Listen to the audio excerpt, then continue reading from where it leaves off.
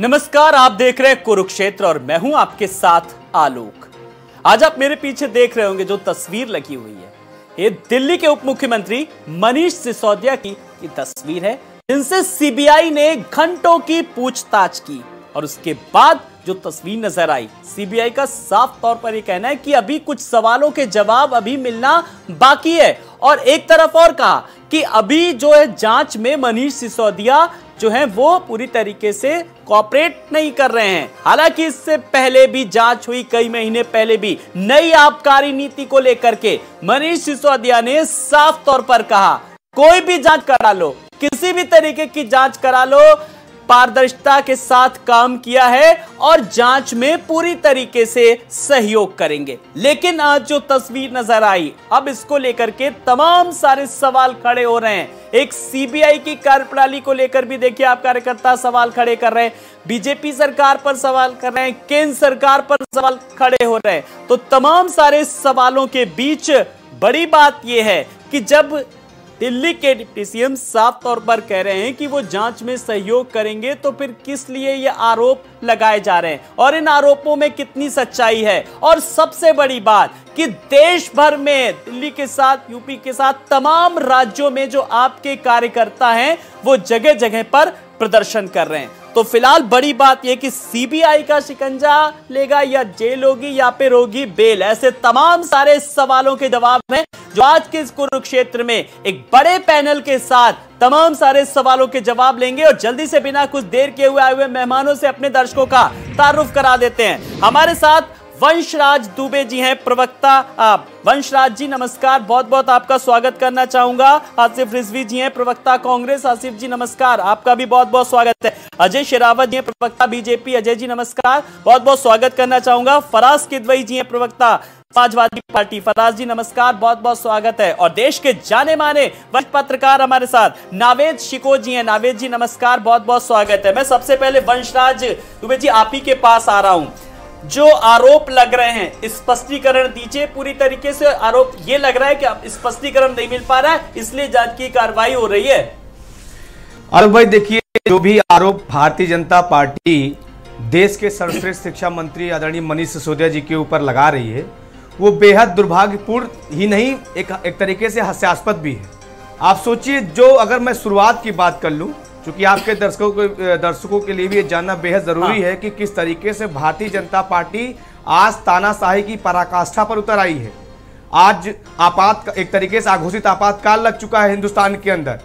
जो एफआईआर एक excise policy के नाम पर मनीष सिसोदिया जी के नाम पर दर्ज होती है और मनीष सिसोदिया जी को उसमें आरोपी नंबर 1 बनाया जाता है, जब चार्जशीट आती है उस एफआईआर की तो उसमें से मनीष जी का नाम निकल जाता है। सप्लीमेंट्री चार्जशीट आती है, उसमें से भी मनीष जी का नाम गायब हो जाता है। भारतीय जनता पार्टी उस दौर में कहती थी कि 1000 करोड़ रुपए का घोटाला हो गया, एलजी साहब कहते थे 150 करोड़ रुपए का घोटाला हो गया। सीबीआई ने जो एफआईआर दर्ज की थी उसमें 1 करोड़ का घोटाले के जिक्र कर रही थी। लेकिन आप सोचिए, अब पिछले एक हफ्ते से भारतीय जनता पार्टी इस चीज को चिल्ला रही कि 10,000 करोड़ रुपए का घोटाला मनीष सिसोदिया जी ने किया है। अरे भैया, हिंदुस्तान में मनीष सिसोदिया जी रहते हैं, आपको क्या भय है? आप अगर किसी व्यक्ति ने अगर 10,000 करोड़ रुपए का घोटाला किया है, एक्सेप्ट अडानी और अंबानी, तो आप वो तो कहीं ना कहीं इन्वेस्ट किया ही होगा। आपने मनीष जी के दफ्तर पे छापा मारा, कार्यालय पे छापा मारा, घर पे छापा मारा, उनके गांव में छापा मारा, क्या मिला? नीलबटा सन्नाटा। तो एक दर्जन बार जब ऑलरेडी आप मनीष सिसोदिया जी से पूछताछ कर चुके हैं, आपको तकलीफ किस बात की है? अब दरअसल आलोक जी, दिक्कत जानते क्या है? अडानी के जो नौकर हैं, अडानी ने अपने नौकर को ये सीधा साफ तौर पे संकेत दिया कि ये समझ लो कि सड़क से लेकर संसद तक मुझे बदनाम करने की प्रयास कर रही है आम आदमी पार्टी। सदन के अंदर इनके नेता बदनाम कर रहे हैं, सड़क पर अरविंद केजरीवाल जी के सिपाही बदनाम कर रहे हैं, इसलिए चलाओ ईडी और सीबीआई पे डंडा और गिरफ्तार करो मनीष सिसोदिया का। लेकिन आप सोचिए, आलोक भाई, छोटी सी बात कंक्लूड कर रहा हूं। आज सोचिए, भारतीय जनता पार्टी के सारे पर आम आदमी पार्टी की जो टॉप के 80% जो टॉप के शीर्ष नेतृत्व है उसको डिटेन कर लिया गया, गिरफ्तार कर लिया गया है। पूरे देश में कार्यकर्ताओं के ऊपर लाठियां चलाई जा रही है। मैं खुद आपके चैनल पे अभी प्रदर्शन करके आ रहा हूं किस तरीके से तानाशाही पे भारतीय जनता पार्टी कार्यकर्ता किस तरीके से उत्तर प्रदेश के तमाम जिलों में प्रदर्शन कर रहे हैं, चाहे वो मेरठ की बात हो, बुलंदशहर की बात करें, राजधानी लखनऊ की बात करें या फिर बुलंदशहर पे जगह जगह पर प्रदर्शन नजर आ रहा है। मैं बीजेपी के प्रवक्ता अजय शेरावत जी के पास आ रहा हूं। अजय जी, आपने सुना किस तरीके से वंशराज दुबे जी ने अपनी बात रखी। सब कुछ आरोप ये लग रहा है कि आप लोगों के इशारे पर हो रहा है, ऐसा है क्या? अगर है तो जरा स्पष्टीकरण दे दीजिए। आप भी, मैं आपसे भी सबसे पहले जरा टिप्पणी चाहूंगा। जी देखिए, देश में कानून व्यवस्था से ऊपर कुछ नहीं है, ना ही कोई डिप्टी सीएम, ना ही सीएम और ना ही कानून व्यवस्था सबसे ऊपर। आज की डेट में अगर जांच एजेंसीज अपनी जांच कर रही हैं और वो कोर्ट में जा रही हैं तो वो एक संवैधानिक प्रक्रिया जिसको फॉलो करेगी। हाँ, लेकिन अरविंद केजरीवाल जी की पार्टी के साथ दिक्कत क्या है, वो तो वो वाली पार्टी है जो सारी दुनिया पे आरोप लगाया करते थे और जब उनको लेकर के कोई कोर्ट चला जाता था तो वो नाक रगड़ करके माफी मांगी। स्वर्गीय अरुण जेटली से अरविंद केजरीवाल ने माफी मांगी, मजीठिया से अरविंद केजरीवाल ने माफी मांगी, नितिन गडकरी से केजरीवाल ने माफी मांगी, क्योंकि इनका ना तो संवैधानिक ढांचे में विश्वास है, ना कोर्ट की प्रक्रिया में विश्वास है, ना ही देश के संविधान में विश्वास है। रही बात इस पॉलिसी की, क्योंकि मैं देख रहा हूँ 2 दिन से सिर्फ एक पॉलिटिकल रेटोरिक खेला जा रहा है रादर देन पॉलिसी पर जवाब देके। भाजपा वाले ये कर रहे हैं, सीबीआई वाले ये कर रहे हैं, कोर्ट वाले ये कर रहे हैं, कुछ नहीं मिला जी, कुछ नहीं मिला जी। सिर्फ यही रटी रटाई 10-12 बातें हैं जो आम आदमी पार्टी के आपको हर जगह टीवी पर करते हुए दिखाई देती है। असला मुद्दा क्या है? असली मुद्दा है कि आनन फानन में आप एक ऐसी लिकर पॉलिसी क्यों लेकर के आए जिसको आपको आनन फानन में ही बंद करना पड़ा। आप एक ऐसी पॉलिसी लेकर के आए जिसमें आपने शराब माफियाओं का मुनाफा 2% से 12% पहुंचा दिया। अब आपसे मैं पूछना चाहता हूं, देश की जनता को मैं बताना चाहता हूं, जब जो लिकर की कंपनीज जो 2% के मुनाफे पे काम करने को राजी थी दिल्ली में, तो ये मनीष सिसोदिया जी के मन में क्या आया? अरे नहीं 2% में तुम्हारा अच्छा, किसके मन में क्या आया? अजय जी, इस सवाल का जवाब तो आप देंगे, मैं जरा आपसे उस सवाल का। अच्छा, अपनी बात पूरी करिए, फिर मैं आपसे एक सवाल करता हूँ। मेरी बात खत्म नहीं है, मैंने अपनी आपकी बात को बड़े प्यार से सुना है, मेरी बात सुन लीजिए। हमारा पूछना आम आदमी पार्टी से साफ साफ है, आप हमें बताइए 140 करोड़ रुपए के अर्नस्ट मनी को क्यों किया गया? आप मुझे बताइए ब्लैक लिस्टेड कंपनीज किए गए, मैन्युफैक्चरर जो कभी भी रिटेल में नहीं आ सकता आप उसको रिटेल में लेकर के आए। आपने अपने शराब माफिया दोस्तों को मुनाफा पहुंचाया, अगर मुनाफा पहुंचाया, पैसा कमाया, घोटाला किया। अगर सीबीआई जांच कर रही है तो क्या गलत कर रही है? सीबीआई जांच कैसे करती है भाई? आपके ऑफिस आएगी, डॉक्यूमेंट चेक करेगी, कागज खंगालेगी, आपको इंटरोगेशन के लिए बुलाएगी। जब आपको सीबीआई इंटरोगेशन के लिए बुलाती है तो आप दिल्ली में रोड पे शक्ति प्रदर्शन करते हैं। शर्म की बात यह है, एक शराब मंत्री महात्मा गांधी के स्थल पर जाता है, जो महात्मा गांधी जी सदैव आजीवन शराब के सेवन को मना करते रहे, आज एक शराब मंत्री उनकी मूर्ति का सहारा लेकर के विक्टिम कार्ड खेलना चाहता है। आज ये शिक्षा के पीछे, किताब के पीछे छुपना चाहते हैं। तो मैं इनको साफ कहना चाहता हूँ, किताब का बहाना ले लो, गांधी जी का बहाना ले लो, भगत सिंह जी का बहाना ले लो, कोई भी विक्टिम कार्ड, कोई भी मासूम कार्ड नहीं चलेगा। अगर घोटाला किया है, चोरी की है, सीबीआई जांच करेगी और जांच के तरीके से जो भी पाया जाएगा कानूनी प्रक्रिया से उसको आगे बढ़ाएगा। वंशराज जी, जो भी कुछ हो रहा है, जो आपने सवाल किया, तो ये कानून के तहत, प्रक्रिया के तहत हो रहा है। देखिए, अजय जी ने समझा दिया। जी देखिए, पहली चीज तो मुझे लगता है कि अजय जी को, इसीलिए मैं कहता हूं कि भारतीय जनता पार्टी अक्सर कुपड़ों और अनपढ़ों की एक पार्टी बन के रह गई है। नहीं, दिल्ली के अंदर अब अजय भाई, अब थोड़ा सा लफंगाई का परिचय यहाँ मत दीजिए। आपसे निवेदन है, मैं पूरी तसल्ली के साथ आपको सुनता रहा, आप लफंगाई का परिचय यहाँ मत दीजिए मेरे भाई। देखिए, पहली चीज आलोक भाई जानते क्या है, दिल्ली, पूरा देश इस बात को जानता है आलोक भाई कि दिल्ली एक केंद्र शासित राज्य है जहां पर सरकार अपने मन से कोई स्कीम लॉन्च ही नहीं कर सकती। जब नई एक्साइज पॉलिसी दिल्ली के अंदर लागू हुई तो जाहिर सी बात है उस समय के तत्कालीन जो राज्यपाल महोदय थे उन्होंने अपना हामी भरा होगा, उन्होंने सहमति दी होगी, तब जाकर वो लागू हुई। कोई गड़बड़ी हुई, उसको वापस लिया गया, उसमें भी एलजी साहब का ही हाथ है। ऐसा तो है नहीं कि आम आदमी पार्टी चाहिए और तुरंत लाकर वो कर देती है, अक्सर आप देखते हैं। दूसरी चीज, रोना कौन लोग रो रहे हैं? ये कह रहे हैं गांधी के सामने जाकर रोना रोए जा रहे हैं। अरे गोडसेवादी लोग, गोडसे की खानदाने आम आदमी पार्टी को सिखा रहे हैं कि रोना मत रो गांधी जी के सामने। गांधी जी अहिंसा के पुजारी रहे हैं और हम लोग हिंसा पे विश्वास नहीं रखते। आज जिस तरीके से तानाशाही पे उतारे हुए लोग, गुजरात एक ऐसा मॉडल भारतीय जनता पार्टी का लोग जिनको बताइए, यहाँ पर जहरीली शराब पीने से 200 से ज्यादा लोग की मौत हो जाती है। उसी मेरे एक सवाल का जवाब दीजिए, रुक जाइए। विश्वनाथ जी आपके पास भी आऊंगा, अजय जी आपके पास भी आऊंगा। अगर जांच की बात हो रही है, तानाशाही की बात कहां से आ गई? सीधी बात है, अगर जांच हो रही है, सीबीआई की जांच का जो पैटर्न है उस पर जांच हो रही है। मैं एक बार आसिफ रिजवी जी आपके पास आऊंगा। आसिफ जी, जब इससे पहले भी अगर बात करें ईडी की, जिस तरीके से हम लोग पर कार्रवाई हुई थी, सोनिया गांधी को बुलाया गया था, कई बार राहुल गांधी से भी पूछताछ हुई थी, उस वक्त भी सवाल उठे थे जांच एजेंसियों पर। फिलहाल इस पूरे मामले पर जरा मैं आपकी भी टिप्पणी चाहूंगा। देखिए, भारतीय जनता पार्टी के मजबूत कार्यकर्ता के रूप में काम कर रही है देश की सीबीआई और ईडी। ये सीबीआई और ईडी की इतनी हिम्मत नहीं है कि अंटानी जैसे लुटेरे के, जिसने एलआईसी और स्टेट बैंक को लूट लिया, उसके घर चले जाएं। ईडी और सीबीआई से लोकतंत्र की हत्या करी जा रही है। प्रदेशों में जनता द्वारा चुनी गई सरकारों का गिराने का काम कर रही है ईडी और सीबीआई। आप चाहे मध्य प्रदेश की सरकार हो, चाहे कर्नाटक की सरकार हो, चाहे गोवा की सरकार हो, और चाहे अभी महाराष्ट्र की सरकार हो, यही ईडी और सीबीआई के माध्यम से भारतीय जनता पार्टी ने जो है उस सरकार को गिराया है। आप देखिए, कांग्रेस का अधिवेशन हो रहा है और अंटानी के घर पे तो सीबीआई की जाने की हिम्मत है नहीं है ईडी की, जहां खुलेआम भ्रष्टाचार हो रहा है। पूरा दुनिया कह रही है भ्रष्टाचार में डूबे में। वो छत्तीसगढ़ में जहां अधिवेशन हो रहा है वहां जा रहे हैं। तो भारतीय जनता पार्टी के हाथ की कठपुतली बन गई है ईडी और सीबीआई। मुझे तो लगता है कि लोकतंत्र के अंदर ईडी और सीबीआई का जिस हिसाब से दुरुपयोग हुआ है, ये भारत में काले दिवस के रूप में देखा जाएगा, काले अक्षरों में लिखा जाएगा। इतना भयानक लोकतंत्र की जो हत्या करी जा रही है। अरे ये सीबीआई और ईडी कहाँ थी जब उत्तर प्रदेश में 100-200 लोग शराब पी के मर गए थे? ये ईडी और सीबीआई कहाँ थी जब 10 किसानों को कुचल के मार दिया गया था? ये सीबीआई ईडी कहाँ थी जब उन्नाव में जो है भारतीय जनता पार्टी के विधायक ने बलात्कार किया था और सालों उत्तर प्रदेश की सरकार उसको बचाती रही थी? ये ईडी और सीबीआई कहाँ थी जब रात में डीएम एसएसपी ने जो है एक महिला, एक बच्ची जिसका बलात्कार हुआ था, उसको हाथरस में जलाने का काम किया था, उसके परिवार के लोगों को अंतिम संस्कार नहीं करने दिया था? सरकार नहीं चल रही है। स्थानीय प्रशासन, सरकार के अधिकारी वहां पर फिलहाल पहुंचे हुए थे। जहां पर सीबीआई की जरूरत है वहां पर, जहां पर ईडी की जरूरत है वहां पर ईडी पहुंचेगी। चलिए, मैं आपके पास आऊंगा, उससे पहले मैं फराज किदवई जी के पास आ रहा हूं। जिस तरीके से काला दिन के रूप में बता रही है कांग्रेस भी, लगातार विरोध हो रहा है और आपकी भी टिप्पणी चाहूंगा। भारतीय जनता पार्टी के पैरों में बैठी है, पैरों में। ठीक है, ये आपकी अपनी प्रतिक्रिया हो सकती है, आपकी टिप्पणी। मैं जरा सपा के प्रवक्ता से लूंगा वर्जन जी। देखिए आलोक जी, जिस तरह से खुले कह रहे हैं सीबीआई और ईडी जो है वो कार्यकर्ता है बीजेपी की।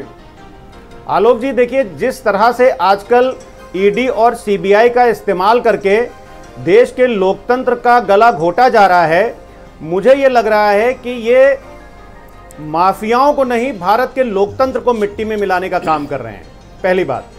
दूसरी बात, भारतीय जनता पार्टी को बहुत अब खुशी हो रही होगी कि 1947 से पहले भारतीय जनता पार्टी के लोग और इनकी विचारधारा के लोग अंग्रेजों से नहीं लड़ पाए, लेकिन 2023 में ये लोग अंग्रेजों से लड़ रहे हैं, हिंडनबर्ग और बीबीसी के खिलाफ। देखिए आलोक जी, क्या है कि आज की तारीख में जिस तरह से भारतीय जनता पार्टी ईडी और सीबीआई का इस्तेमाल कर रही है, मैं आपसे पूछना चाहता हूं, आप तो बहुत वरिष्ठ पत्रकार हैं, कि पिछले 8 साल में 3000 केसेस रजिस्टर हुए, उसमें कन्विक्शन रेट क्या है ईडी और सीबीआई का? यह जनता के सामने आना चाहिए। 0.5%, 0.5% कन्विक्शन रेट है ईडी और सीबीआई का, पॉइंट नंबर 1। पॉइंट नंबर 2 यह है कि डिसेंट की आवाज जिस तरह से भारतीय जनता पार्टी हर एक लेवल पर दबा रही है, चाहे वो मीडिया हो, मीडिया छोटा हो चाहे बड़ा हो, चाहे कोई यूट्यूबर हो, और चाहे कोई जिले में अगर कोई मीडिया का एक करस्पॉन्डेंट किसी भी गवर्नमेंट स्कीम को अगर उठाता है तो उसके ऊपर तुरंत सेडिशन के चार्जेस लगा करके बुक कर दिया जाता है। जिस तरह से भारत की डेमोक्रेटिक सिस्टम और डेमोक्रेटिक अप्रोच को ये लोग आजकल कुचल रहे हैं। देखिए, ये मनीष सिसोदिया जी का इशू कोई बहुत मतलब ये छोटा इशू नहीं है, ये भारत की राजधानी दिल्ली का इशू है, और भारत की राजधानी में दिल्ली में जो घटनाएं हो रही हैं वो पूरे विश्व में देखी जा रही हैं। भारत गिना जाता था वर्ल्ड की फाइनेस्ट डेमोक्रेसी में से एक, लेकिन आज भारतीय जनता पार्टी और इनकी कार्यशैली ने भारत के लोकतंत्र को पूरी दुनिया में शर्मिंदा किया है। दूसरी बात आलोक जी मैं कहना चाहता हूं, देखिए भारतीय जनता पार्टी एक बहुत ही ऑर्गेनाइज्ड और बहुत ही ये लोग चालाक टाइप के लोग हैं। आज क्या है कि इनको महंगाई, बेरोजगारी और तमाम जो बुनियादी प्रॉब्लम्स चल रही हैं भारत में और खासकर उत्तर प्रदेश में, उससे जनता का ध्यान भटकाने के लिए ये कोई ना कोई एक नया शगुफा ले आते हैं। मैं आपको बताना चाहता हूं आलोक जी कि अभी केंद्र सरकार में 9,89,000 पद खाली पड़े हैं। जनता कहीं पूछ ना ले कि भैया ये 10 लाख पद खाली पड़े हैं, इनको कब आप भरेंगे, तो मनीष सिसोदिया का इशू आ जाता है। 60 लाख पद पूरे देश में खाली पड़े हैं, जनता कहीं पूछ ना ले कि ये 60 लाख पद क्यों खाली पड़े हैं, जब कभी कोई नया मुद्दा आता है तो लगातार बुनियादी मुद्दों से आलोक जी जनता का ध्यान भटकाने के लिए भारतीय जनता पार्टी ये सब करती है, मुख्य मुद्दों से भटकाने की कोशिश कर रही है। मैं एक सवाल अब नावेद जी के पास आ रहा हूं, और नावेद जी के सवाल से पहले मैं जरा दर्शकों को यह भी बात कहना चाहूंगा, जो अभी सपा के प्रवक्ता ने साफ तौर पर आरोप लगाया कि मीडिया को लेकर, भाई मीडिया तो सब दिखाती है। मीडिया अगर समाजवादी पार्टी को दिखाती कि अखिलेश यादव ने सदन में तल्ख तेवर दिखाए तो वो भी दिखाती है। छत्तीसगढ़ की राजधानी रायपुर में अगर कांग्रेस अपना अधिवेशन कर रही तो मीडिया वो भी दिखाती है, और मुख्यमंत्री योगी आदित्यनाथ सदन में अगर बेरोजगारी पर बोलते हैं तो मीडिया वो भी दिखाती है। तो मीडिया पे इसलिए सवाल मत उठाइए, विपक्ष अपनी बात रखे, मुद्दों को रखे और सदन में उठाए तो ज्यादा बेहतर होगा, ज्यादा बेहतर होगा। बहुत आसान है। आलोक जी मैं क्लेरिफाई कर दूं, मीडिया अपना काम बाखूबी कर रही है। मीडिया अपना काम, अपना उसका जो रोल है वो भारत के लोकतंत्र का चौथा हिस्सा है और मजबूत स्तंभ है, मैं ये मानता हूं पूरी तरह से। लेकिन मैं कहना यही चाह रहा हूं कि अगर आप मुझे अलाउ करिए तो मैं 4-5 एग्जाम्पल दे दूं। ठीक है, मैं आपके पास आऊंगा क्योंकि वरिष्ठ हमारे पास पत्रकार हैं नावेद जी। नावेद जी बताने के लिए काफी, और नावेद जी के लेख है वो सामाजिक सरोकारों से जुड़े रहते हैं और किस तरीके से उनकी लेखनी जो है धारदार लेखनी वो बताने के लिए काफी है। जी बिल्कुल, मुझे लगता है कि ये जो विरोध प्रदर्शन हो रहा है ये इनका अधिकार है, लेकिन एक बात को नहीं हम भूल सकते कि ये देश लोकतांत्रिक देश है और यहाँ की ताकत लोकतंत्र है, यहाँ का संविधान है और यहाँ की न्याय व्यवस्था है। अगर विपक्षी दलों को या आपको ऐसा लग रहा है कि उनके साथ नाइंसाफी हो रही है, उनके डिप्टी सीएम को, उनके मंत्री को फंसाया जा रहा है, सरकार तानाशाही पे उतर आई है, तो इस देश की लोकतांत्रिक व्यवस्था पर और यहाँ की न्याय व्यवस्था पर उनको भरोसा करना पड़ेगा। और अगर सरकार को ये बायस मानते हैं और लगता है कि राजनीतिक से प्रेरित होकर उनके डिप्टी सीएम को फंसाया जा रहा है, जेल भेजा जा रहा है और सरकारी एजेंसियां जो है उनके खिलाफ और सरकार के इशारे पर, पार्टी के इशारे पे काम करिए, तो आप न्यायालय की शरण में जाइए। न्यायालय की शरण में आप जाइए, आपको न्याय मिलेगा। आपको न्यायालय की शरण में जाना पड़ेगा। और अगर आपके पास इस बात के सबूत हैं, इस बात के एविडेंस, जैसे कि हमारे आपके छोटे भाई बता रहे हैं कि जो अपने बिंदु बता रहे हैं कि वो खतावार नहीं, उनको ऐसे फंसाया गया, ये था वो था, आप न्यायालय में जाइए और अगर आपको उस पर विश्वास है तो आपको न्याय मिलेगा। एक चीज को मानना पड़ेगा। दूसरी बात, ये बात भी थोड़ी सी सवाल तो उठती है कि सिसोदिया साहब, मनीष जी नेता कहां से बने, किस तरह से वो सरकार में डिप्टी सीएम बने, किस तरह से उन्होंने पार्टी खड़ी की। वो भ्रष्टाचार के खिलाफ एक आंदोलन में उनका चेहरा सामने आया था, उसके बाद में केजरीवाल साहब ने और उनके कुनबे ने एक राजनीतिक दल बनाया और जनता ने उन पर विश्वास किया और वो सरकार चला रहे हैं काफी लंबे समय से दिल्ली पर। तो भ्रष्टाचार के खिलाफ लड़ाई लड़ने वाला अगर भ्रष्टाचार में फंस गया है तो मैं ये मान के चलता हूं कि उसको इंसाफ देने के लिए भारत की सरकार काफी है और आपको न्यायालय का दरवाजा भी खटखटाना पड़ेगा और उस पर विश्वास भी करना पड़ेगा। ये बात ठीक है कि इस तरह की कार्रवाइयां बहुत हो रही हैं। ये बात, आरोपों में कुछ सच्चाई हो सकती है कि सरकार हो सकता है कि अपनों की तरफ रुख ना करके गैरों की तरफ ज्यादा रुख कर रही है, ये हो सकता है। ये बात भी सच है कि जिस तरीके से एक विदेशी एक बड़ा आरोप सामने आया है, उस बिंदुओं पर उस तेजी से एजेंसियां काम नहीं कर रही हैं जिस तरीके से सिसोदिया और तमाम विपक्षी दलों के खिलाफ काम चल रहा है। ये सवाल भी अगर सारी निष्पक्षता से, सारे हर आईने से, हर शीशे से, हर आंख से देखिए तो सारी बातें नजर आ रही है। ये बात भी नजर आ रही है कि जो अभी हमारे भाजपा के मित्र कह रहे थे कि वो शराब और गांधी का मिलान कर रहे थे, तो ठीक है, भ्रष्टाचार तो बुरी चीज है, अगर भ्रष्टाचार उन्होंने किया तो उनको सजा मिलना चाहिए। लेकिन शराब के रेवेन्यू के लिए उत्तर प्रदेश सरकार ने कोरोना में सबसे पहले शराब की दुकानें खोली थी। किसी भी सरकार को उसका रेवेन्यू चाहिए। मैं ये नहीं कह रहा हूं कि भ्रष्टाचार होना चाहिए शराब के किसी सौदे में या किसी ठेके में, अगर है तो वो जेल में वो व्यक्ति, वो मंत्री, वो चीफ मिनिस्टर, वो चाहे प्रधानमंत्री हो, कोई भी हो, लेकिन शराब का रेवेन्यू हासिल करना बुरी बात नहीं है। अगर आप इस बात को याद रखेंगे इतिहास को, कोरोना के उस दौर में, कोविड के उस दौर में जब हाहाकार मची हुई थी और सारी दुकानें बंद थी और लोग परेशान थे, उस वक्त पहला ऑर्डर हुआ था शराब की दुकानों का। तो ये तो नहीं कहेंगे गांधी जी शराब के खिलाफ थे तो साहब शराब बुरी चीज है, शराब बुरी चीज है तो उत्तर प्रदेश सरकार या पूरे देश की सारी सरकारें उससे रेवेन्यू लेकर उसको उसमें इतनी ज्यादा सरलता क्यों बरतती हैं। मेरे कहने का सिर्फ इतना मतलब है कि आप प्रदर्शन करिए।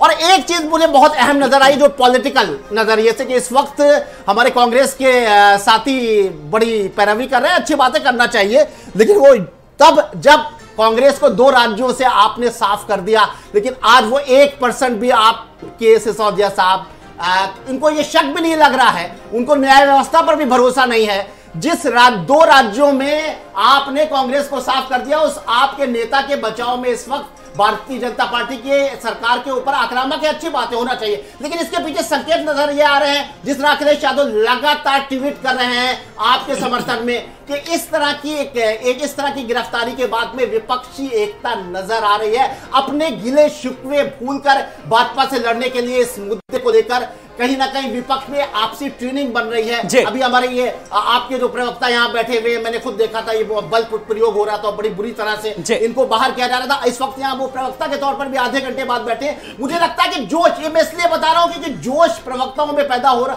प्रवक्ता हो या कार्यकर्ता हो, पार्टियों में एक जोश पैदा हो रहा है। और ये लोकसभा से पहले एक भाजपा सरकार के खिलाफ बिल्कुल एक कहीं ना कहीं एक माहौल बनाने की कोशिश की जा रही है। और आसिफ रिजवी जी, यानी कि कह सकते हैं कि जिस हम तीसरे मोर्चे को लेकर के बात करते हैं तो उसकी भी अब सुगबुगाहट या कहीं बानगी साफ तौर पर देखी जा सकती है, जिस तरीके से आप लोग एक साथ नजर आ रहे हैं एक मंच पर। देखिए, कांग्रेस के बिना भारतीय जनता पार्टी को हराना असंभव है और कांग्रेस ही विकल्प है भारतीय जनता पार्टी का, जिसने साफ किया आपको। बात यहाँ पर कांग्रेस लोकसभा चुनाव की या आने की नहीं है, और बात ये भी नहीं है कि हम सिसोदिया जी की पैरवी कर रहे हैं। हाँ। बात यह है कि सिसोदिया जी की जगह अगर किसी भी पार्टी के आदमी को ईडी और सीबीआई द्वारा इसलिए बंद किया जाता कि वो विपक्ष का नेता है, कि वो लोकतंत्र के खिलाफ है, तो हम उसका विरोध करते हैं। आप समझिए कि देश में, पूरे देश में हर जगह सीबीआई और ईडी जो है केवल विपक्ष के लोगों के घर पे जा रही है। आप बता दिए, एक घटना बता दिए जहां पर जो है सीबीआई ईडी ने जो है भारतीय जनता पार्टी से जुड़े हुए लोगों पे कुछ किया हो। यही मध्य प्रदेश के विधायक थे जिनके घर पे रोज सीबीआई और ईडी जा रही थी, जैसे ही उन्होंने भारतीय जनता पार्टी की सरकार बनवाई वो क्लीन चिट हो गए। यही कर्नाटक के विधायक थे जिनके घर पे रोज सीबीआई और ईडी जा रही थी, जैसे ही वो भारतीय जनता पार्टी के उन्होंने ज्वाइन करी वो गंगा नहा लिए, सीबीआई और ईडी ने वहां जाना छोड़ दिया। यही वो विधायक थे मध्य प्रदेश में जिनके लिए पूरी भारतीय जनता पार्टी और खासकर देश के गृह मंत्री रोज कपड़े फाड़ रहे थे कि साहब सीबीआई और ईडी जो है बेमानी, सीबीआई इनको पकड़ेगी। चलिए आसिफ जी आप तमाम सारे शब्दों में कह रहे हैं, तमाम सारी बातें विस्तार से। मैं अगर एक शब्द में कहूं कि आपको मनीष सिसोदिया की ईमानदारी पर कोई शक नहीं है, पूरी तरीके से भरोसा है, तो शायद उसमें कोई अतिशयोक्ति नहीं होगी। अब मैं जरा एक बार अजय जी आपके पास आ रहा हूं। अजय जी, तमाम सारे सवालों के जवाब लगे जी, और इस बीच अपने दर्शकों को बता दें कि 4 मार्च तक फिलहाल जो है सीबीआई रिमांड मिल गई है, तो ये भी एक बड़ी खबर आ रही है। अपने दर्शकों को ये भी बता रहे हैं। एक बार मैं आऊंगा फिर से, एक बार अजय जी के पास आ रहा हूँ। अजय जी, अब जो मैंने देखिए तमाम सारे विपक्षी दलों से सवाल पूछे, आपने भी बहुत सुने, अब मैं जरा आपके पास आ रहा हूँ। आरोप ये लग रहा है कि कहीं ना कहीं कोई अन्य मुद्दा आता है तो कहीं बेरोजगारी की जब बात आती है, रोजगार की, तो ये भटकाने की एक कोशिश है। एक इस सवाल का मुझे आपसे जवाब चाहिए, और एक ये कि जांच एजेंसियां कहीं ना कहीं दबाव में काम कर रही हैं। इस सवाल का जवाब मुझे आपसे चाहिए। बराबर ये मुझे इस सवाल का सामना करना पड़ता है जवाब इस सवाल का, तो आज मैं जवाब आपसे ही चाहूंगा अजय जी। जी आलोक जी, हाँ। देखिए बड़ा आसान है, विपक्षी पार्टी तुरंत इस नैरेटिव को बिल्ड करना शुरू कर देती है, रात दिन मुजरिम और अपराध को समझने का। मैं बार बार इनकी बात को पॉलिसी पर इसलिए ले जा रहा हूँ ताकि सब लोगों को एक क्लैरिटी हो कि सच्चाई में जेन्युइनली हुआ क्या है और किस केस में आज सीबीआई ने उनका रिमांड मांगा है। लिकर पॉलिसी दिल्ली के अंदर चल रही थी पिछले 8 साल से 7 साल। उस लिकर पॉलिसी में जो दुकानें थी, 40% दुकानें प्राइवेट थी, 60% दुकानें सरकारी। इन्होंने आने के बाद जो नई साल की जो एक पॉलिसी, 1 साल भर में इनकी पॉलिसी नहीं चली, उस पॉलिसी के अंदर इन लोगों ने क्या क्या किया, 100% प्राइवेट प्लेयर्स को। मैन्युफैक्चरर कभी रिटेल में नहीं करते, इन्होंने रिटेल में। इन्होंने 144 करोड़ की अर्नेस्ट मनी माफ, और उन्होंने उनका मार्जिन 2% से 12%। या मैं कह रहा हूं कि जो पॉलिसी बनी है ये पूरी पॉलिसी शराब माफियाओं को फायदे के लिए बनी है। और अगर आप कहते हैं, अगर आप पॉलिसी बनाएंगे, आप यहाँ के एक्साइज के हेड रहेंगे और उसके बाद आप चाहते हैं आपसे सवाल भी नहीं पूछा जाए, मतलब अगर आप सरकार में चुन के आ गए हैं ठीक है, लेकिन क्या आपको लगता है आप कानून की सारी नियम कानूनों को तोड़कर ताक पर रखकर कुछ भी कर सकते हैं? ऐसा तो नहीं है ना। तो विजिलेंस एजेंसी है वो अपना काम करेगी, सीबीआई एजेंसी का अपना काम है वो अपना काम करेगी। बड़ी बात ये है, ठीक है चलिए, अब इस वक्त एक ब्रेकिंग न्यूज भी आ रही है, मैं वंशराज जी से उसमें सवाल जल्दी से कर लेता हूँ। ठीक है सर, आ रहा हूँ वंशराज जी से आ रहा हूँ। वंशराज जी, अभी जो हम बात कर रहे हैं, देखिए हम जेल या बेल की लेकर के बात कर रहे हैं, उसी से जुड़ी जो इस वक्त की बड़ी खबर रही है, 5 दिन की फिलहाल सीबीआई रिमांड मिल गई, मंजूर कर ली गई है। वंशराज जी, 4 मार्च तक सीबीआई रिमांड पर भेजा जाएगा, जिस तरीके से लगातार सवाल उठे थे, तो 5 दिन की सीबीआई रिमांड मंजूर हो गई है। देखिए आलोक भाई, वो कानूनी प्रक्रिया है, जाहिर सी बात है, जो भी न्याय जो भी न्याय होगा उसको हम लोग को मान्य होगा। लेकिन एक छोटी सी चीज मैं यहाँ जरूर बोलना चाहूंगा। आप सोचिए, समय बलवान होता है, इस बात को भाजपाइयों को भी याद रखना चाहिए। इसलिए मैं कह रहा हूं क्योंकि मुझे एक वाकया जरूर याद आ रहा कि 2009 में पी चिदम्बरम देश के गृह मंत्री थे और उस समय दोनों हाथों में हथकड़ियां थी अमित शाह की, और अमित शाह जेल के अंदर गए थे। लेकिन 10 साल के बाद जब वक्त ने करवट लिया 2019 में गृह मंत्री बनते अमित शाह और पी चिदम्बरम को जेल जाना पड़ता है। तो मैं देखिए अजय जी से और भारतीय जनता पार्टी से गिला शिकवा नहीं है, बस मुझे ये बताना है कि आप जिस तानाशाही की पराकाष्ठा पर हैं, आज आपने एक आरोप लगा दिया कि 140 करोड़ रुपए माफ कर दिया हमने चंद लोगों का। अरे भैया, इस देश के अंदर अडानी के नाम पे एक रिपोर्ट आई है, उस अडानी को जिसने 2.5 लाख करोड़ रुपए कर्जा ले लिया हिंदुस्तान से, और नरेंद्र मोदी जी जो उनके यार हैं, जो उनके नौकर हैं अडानी के, वो नरेंद्र मोदी जी ने अपने उस यार का 84 करोड़ रुपए माफ कर दिया। आलोक भाई, इस विषय को अगर सदन में वंशराज जी देखिए, सवाल का जवाब दीजिए। आलोक भाई, ऐसे तमाम सारे मुद्दे हैं ऐसे जो मुझे सवाल पूछने के लिए भी काफी है।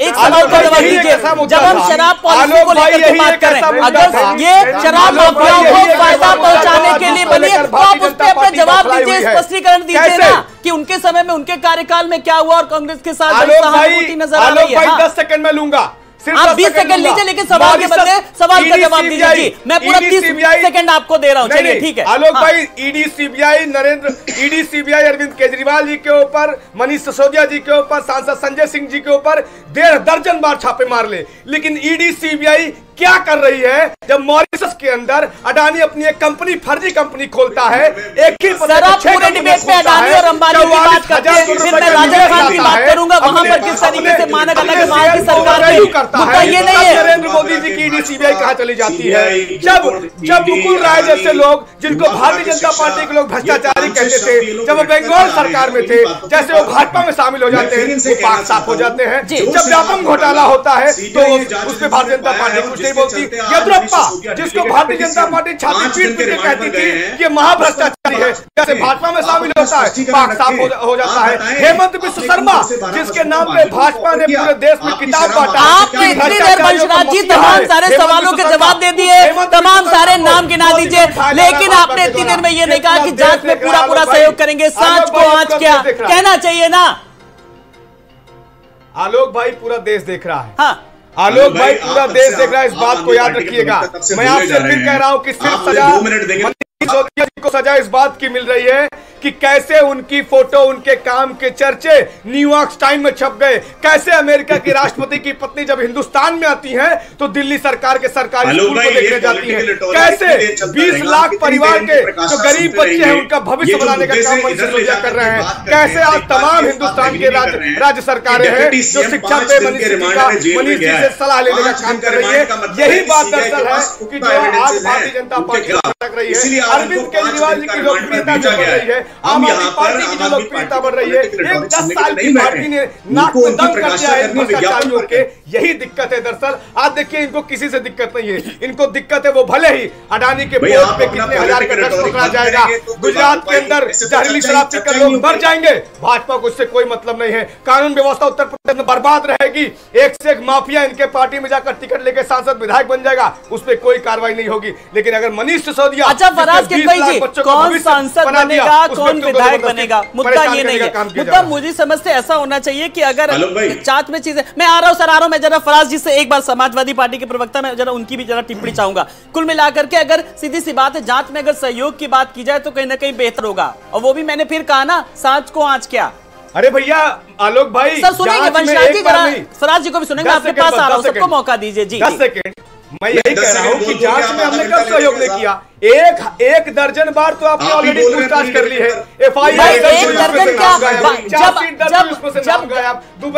आप साफ पाक हैं तो दर्जनों बार क्या, हजारों बार जांच हो जाए, हजारों बार पूछताछ हो जाए, तो यही काम। मैं तो फिर वही कह रहा हूं ना, दांत को आंच क्या जी। चलिए फराज जी, अब जरा आप अपनी बात रखिए, मैं आपकी टिप्पणी चाहूंगा, तो आप चाय की चुस्कियों के साथ अब आप जवाब दीजिए। जी जी फराज जी। जी देखिए आलोक जी, हाँ। अभी हमारे अजय जी जो भारतीय जनता पार्टी के प्रवक्ता हैं, वो बोल रहे थे कि जो शराब नीति अरविंद केजरीवाल जी ने बनाई थी वहां पे मनीष सिसोदिया जी की लीडरशिप में दिल्ली में, तो बेसिकली वो प्राइवेटाइज कर दिया था और बाकी जो पुरानी शराब नीति है उसको बंद कर दिया था।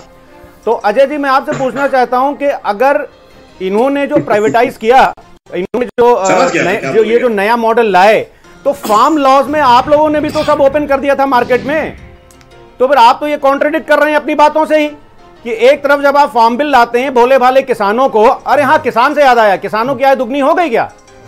एकदम से किसान बीच में आ गया, तो मैंने सोचा कि पूछ लूं। अब आप रोजगार का भी पूछ ही लीजिए कि कितने युवाओं को रोजगार मिला, बेरोजगारों को पूछ लीजिए। दूसरी बात ये आलोक जी,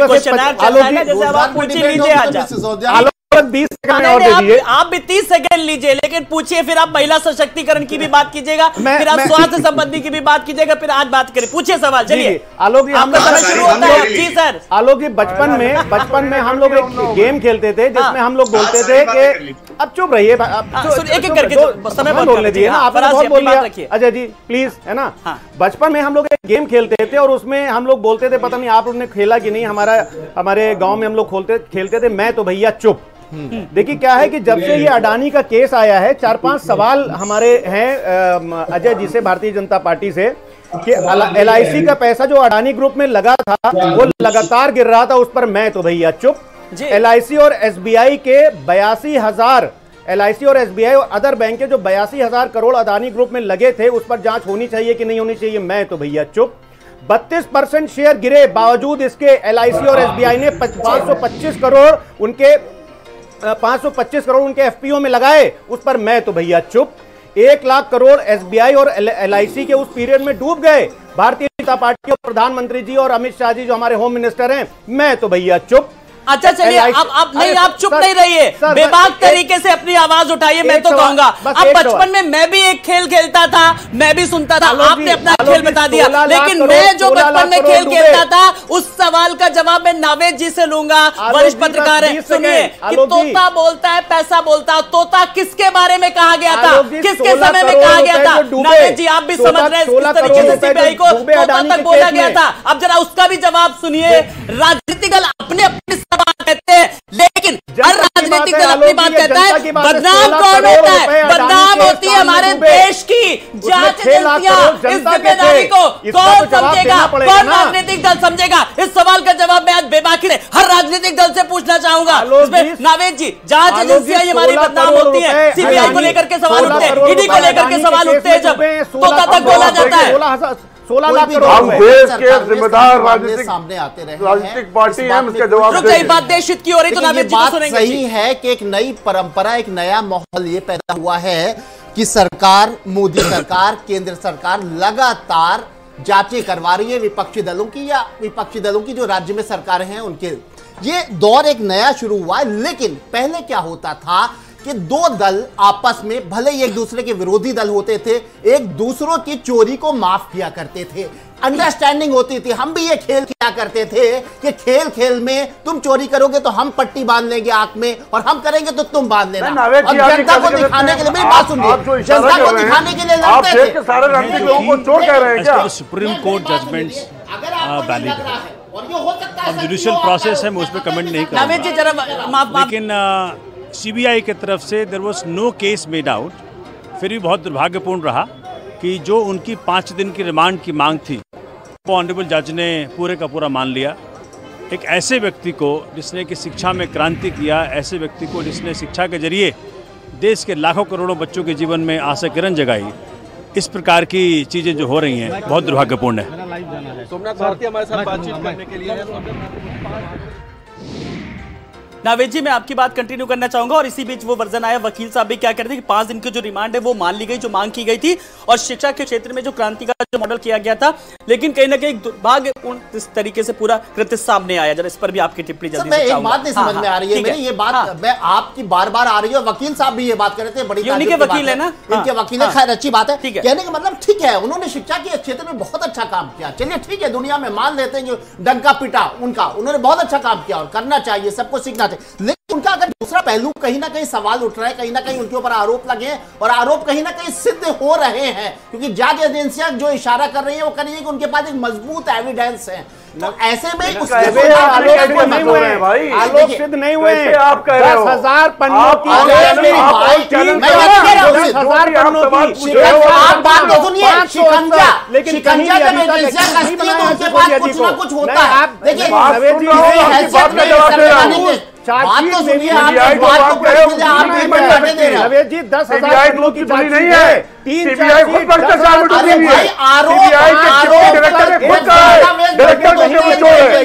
आप बात सुनिए दूसरे की, फिर आप बात करिएगा। कहीं ना कहीं आरोप से हो रहे हैं।